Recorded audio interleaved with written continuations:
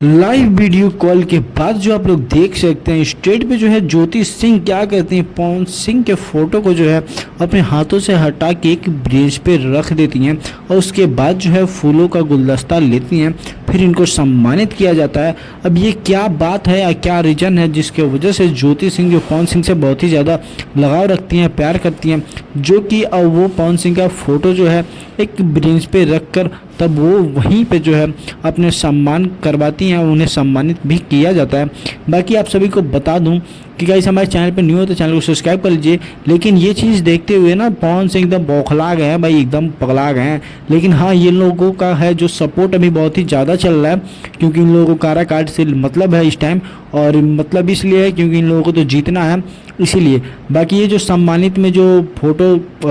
जो नीचे रख दी है ज्योति सिंह, वो असल में उनका रखना मजबूरी था, क्योंकि वो फोटो गुलदस्ता जो है नहीं ले पाए थे, इसीलिए उन्होंने फोटो